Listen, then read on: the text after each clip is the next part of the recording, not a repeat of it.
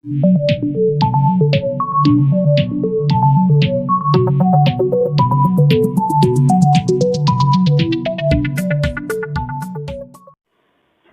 Students, concepts of physics में आपका स्वागत है।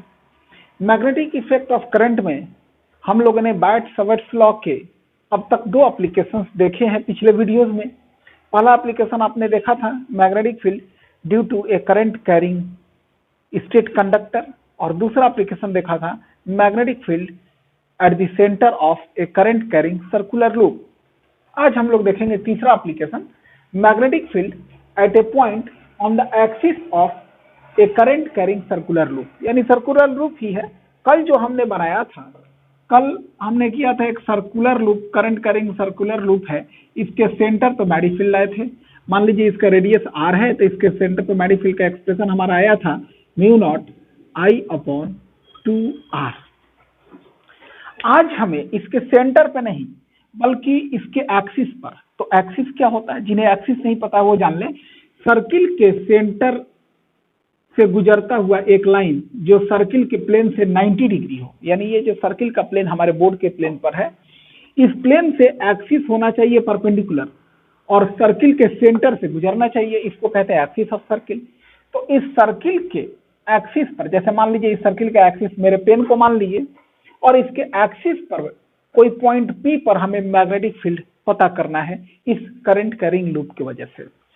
तो ये जो आप देख रहे हैं सर्किल, मेरे पाम को जैसे सर्किल समझिए, और ये एक्सिस, इस फिगर को हमने यहाँ पर ऐसे ड्रॉ किया है। यानी सर्किल का प्लेन जो है बोर्ड पर परपेंडिकुलर है और सर्किल का जो एक्सिस है वो हमारे बोर्ड के प्लेन पर है। एक बात समझ लीजिए कि इन चीजों को समझने के लिए आपका इमेजिनेशन बहुत अच्छा होना चाहिए। ध्यानपूर्वक ऐसा इमेजिनेशन बनाते हैं जो मैं समझाने की कोशिश कर रहा हूं।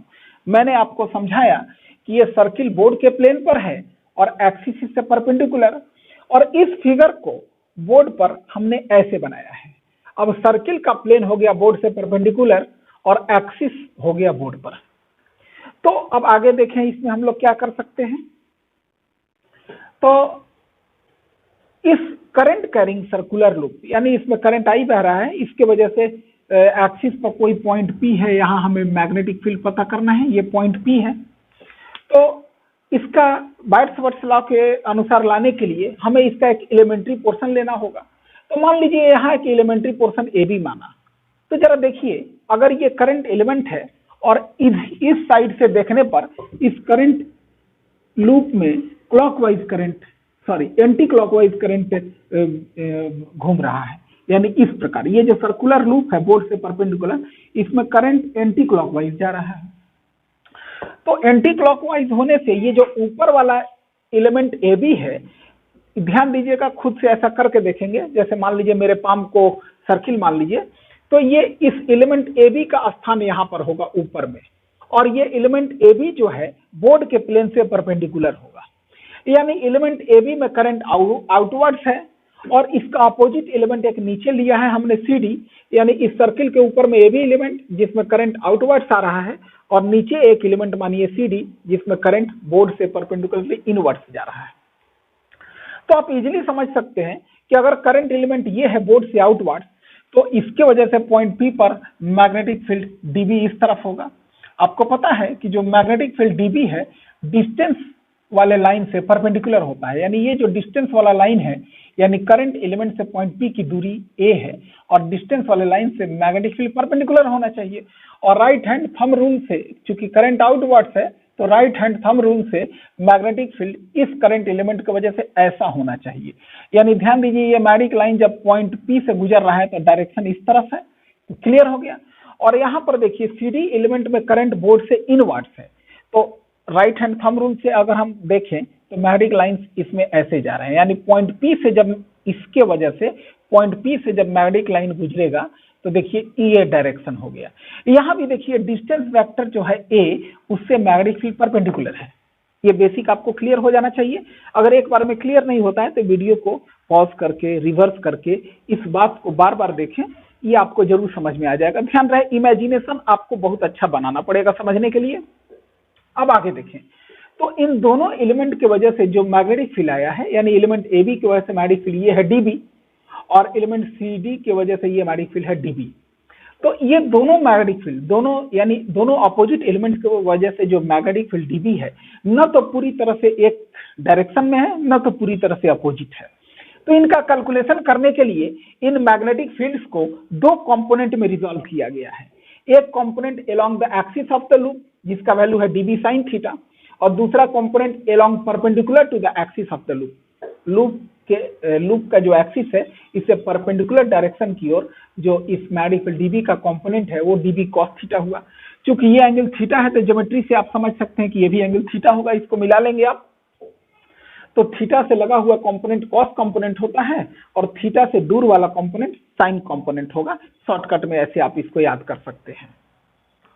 अब देखिए, तो बायट-सवर्ट्स लॉ से इस एलिमेंट की वजह से यहाँ पे मैग्नेटिक फील्ड की वैल्यू कितनी होगी, वो देखिए dB is equal to mu naught upon 4 pi I dl, और यहाँ देखिए साइन थीटा होता था। तो ये जो साइन यहाँ पे जो थीटा के जगह पे जो एंगल होता था वो ये डिस्टेंस वेक्टर और करंट एलिमेंट के बीच में होता था। तो करंट एलिमेंट बोर्ड से परपेंडिकुलर है और ये डिस्टेंस a जो है बोर्ड पर है, तो जाहिर है कि डिस्टेंस a और करंट एलिमेंट dl के बीच में एंगल 90 डिग्री है। तो ये एंगल हो जाएगा साइन 90 और डिवाइडेड बाई डिस्टेंस का स्क्वायर। अब देखिए साइन 90 की वैल्यू 1 हो गई, mu naught upon 4 pi I dl by A square, ये हो गया dB।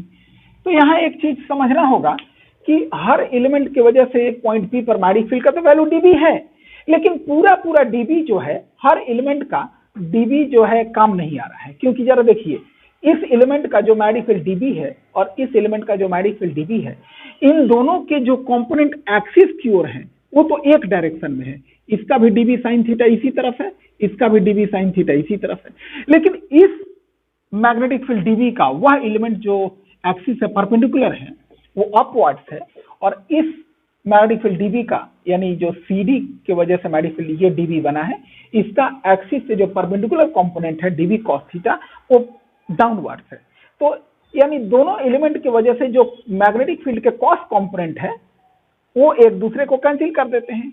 यानी पॉइंट P पर नेट मैग्नेटिक फील्ड बनाने के लिए हर एलिमेंट की वजह से केवल साइन कंपोनेंट ही काम आ रहा है, यानी कि total magnetic field eight point P।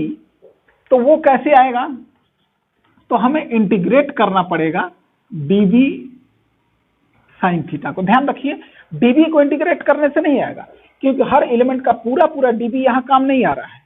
इस dB का कॉस कंपोनेंट अपोजिट एलिमेंट के कॉस कंपोनेंट की वजह से कैंसिल हो जा रहा है, तो हर एलिमेंट का केवल dB साइन कंपोनेंट ही काम आया। तो हम लोग इंटीग्रेट करेंगे dB साइन को। अब आगे देखिए, चूंकि लूप इंटीग्रल है तो लिमिट के जगह पे लूप इंटीग्रल दिखा देंगे। dB की वैल्यू डालते हैं, तो ये है आपका म्यू नॉट आई अपॉन 4 पाई ए स्क्वायर साइन थीटा, और एक ही चीज वेरिएबल है dl को इंटीग्रेशन में रहने दीजिए और सबको निकाल दीजिए। अब यहाँ देखिए साइन थीटा की वैल्यू हम लोग इस ट्रायंगल से ले लेंगे। इस ट्रायंगल में थीटा ये है, तो साइन थीटा होगा r by A, mu naught I upon 4 पाई, और साइन थीटा के जगह पे r बाई ए करेंगे तो नीचे हो गया ए क्यू, और इंटीग्रेशन ऑफ dl करेंगे, यानी इस पूरे लूप का dl का इंटीग्रेशन, यानी कि इसके सारे dl एलिमेंट को ऐड कर देना। तो इस लूप में जितने dl एलिमेंट बन रहे हैं उन सबको ऐड करेंगे तो इस लूप का सर्कमफेरेंस हो जाएगा। तो उसके जगह पे आप लिखेंगे 2 पाई r। तो ये आपका फाइनली आ गया b is equal to mu naught I R square mu naught upon 4 pi 2 pi I R square by a cube. अब यहां देखिए, इस ए क्यूब की वैल्यू को हम लोग समझें, since a is equal to, a क्या है, are square plus x square का रूट। तो देयरफॉर ए क्यूब कितना होगा, ए क्यूब होगा r square plus x square का पावर 3/2। इस बात को समझ लें।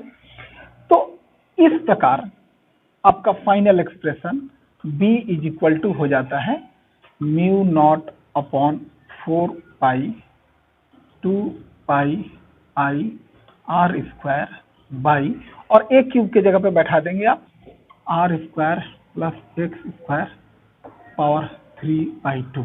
ध्यान रखिए ये क्या है, mu naught upon 4 pi 2 pi I R square और अपॉन में है are square plus x square का होल पावर 3/2। मैं क्लियर लिख देता हूं, थोड़ा जगह की इधर कमी हो गया है, आपको मेरे ख्याल से अब क्लियर दिख रहा होगा। अब आप क्लियर इसको समझ पा रहे होंगे कि फाइनल एक्सप्रेशन क्या है। ये है हमारा फाइनल एक्सप्रेशन। तो अब मैं फिगर को मिटा दूंगा क्योंकि इससे संबंधित जो बातें लिखनी है वो आपको लिखवाऊंगा।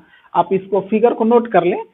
लिखने के पहले सबसे पहले आपको फिगर ही बनाना है और उसके बाद मैं लिखवाऊंगा, तो फिगर आप बना लें क्योंकि मैं मिटा दूंगा। अब देखिए फिगर तो आप बना चुके हैं, उसके बाद लिखना ऐसा शुरू करें, let us consider a circular loop of radius r and carrying current I. Here we have to determine the magnetic field intensity at a point P, आगे ब्रैकेट में दीजिए, such that OP is equal to x, क्योंकि centre O से point P की दूरी figure में x दिखाया गया है। On the axis of the loop, full stop. The magnetic field at point P due to an elementary portion AB of length dl। अब उसके बाद ये लाइन लिख लेंगे, ये जो बायट-सावर्ट्स लॉ के अनुसार होता है, और ब्रैकेट में लिख देंगे बायट-सावर्ट्स लॉ।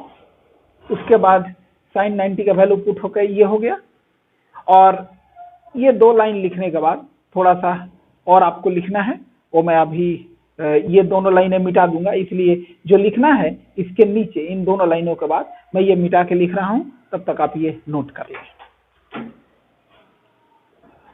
अब लिखेंगे resolving the magnetic field dB into two components. Number 1 along axis dB sin theta. Number 2 along perpendicular to the axis equal to dB cos theta. ये दो लाइन लिखे, इसके बाद मैं आगे बताता हूं। अब उसके बाद लिखेंगे the perpendicular component of magnetic field will cancelled out by opposite component। जैसा कि आपने देखा था कि ऊपर वाला कंपोनेंट AB के वजह से cos component magnetic field dB cos ऊपर था, और नीचे वाला कंपोनेंट, नीचे वाला जो एलिमेंट है CD, उसके वजह से कॉस कंपोनेंट नीचे की ओर था। ये दोनों एक दूसरे को कैंसिल कर देते हैं। तो आपने लिखा the perpendicular component of the magnetic field will cancel out by opposite component. आगे लिखेंगे the net magnetic field eight point P is obtained by integrating the component along the axis of the loop, that is dB sin theta, full stop। और आगे अब last में लिखेंगे कि therefore the net magnetic field at point P, अब dash करके उसके बाद ये लिखना स्टार्ट कर देंगे, यहां से लिखते हुए यहां तक आए, और यहां आने के बाद ए क्यूब की वैल्यू को सिंस करके ये देखा। ध्यान दीजिए, यहां तक आने के बाद आप ए क्यूब की वैल्यू को यहां लाके दिखा दीजिए, और देयरफॉर मैग्नेटिक फील्ड इतना दिखा दीजिए। ये डेरिवेशन कंप्लीट, इसको बॉक्स में बंद कर दीजिए। इसके बाद एक छोटा सा केस है कि अगर मान लीजिए किसी फॉर्मूले से आपको निकालना हो लूप के सेंटर पर, जो हमने कल किया था, कल उसको डेराइव किए थे, लेकिन मान लीजिए इसी फॉर्मूले से निकालना हो, तो उसके बाद आप लिख सकते हैं कि केस, और आगे लिखेंगे magnetic field at the centre. Case लिख करके आप लिखेंगे magnetic field at the centre, और उसके बाद नीचे लिखेंगे कि x इज इक्वल टू 0। ध्यान रखिए कि जब एक्सिस पर पॉइंट P यहां था तो ये दूरी x थी, पॉइंट P पर मैग्नेटिक फील्ड फाइंड करना था, और मान लीजिए सेंटर पर ही मैग्नेटिक फील्ड फाइंड करना हो तो पॉइंट P को आप सेंटर पे ले जाएंगे। अब पॉइंट P और सेंटर की जो दूरी x है वो 0 हो गई, तो x इक्वल टू 0 हो गया। तो अब उसके बाद आप मैग्नेटिक फील्ड लाके दिखा दीजिए म्यू नॉट अपॉन 4 पाई, और यहाँ x की जगह पे 0 पुट करेंगे, सॉल्व करेंगे तो आ जाएगा आपका 2 पाई आई बाई आर। ये वही एक्सप्रेशन आ गया जो कल हम लोगों ने पिछले वीडियो में हमने डेराइव किया था, magnetic field at the centre of the circular loop. ये डेरिवेशन यहाँ तक है, ये इसका केस है। मेरे ख्याल से आप अच्छे तरीके से समझ गए होंगे। ये बहुत ही इंपॉर्टेंट डेरिवेशन है, ध्यानपूर्वक देखिएगा, समझिएगा। कल आगे हम लोग पढ़ेंगे। धन्यवाद।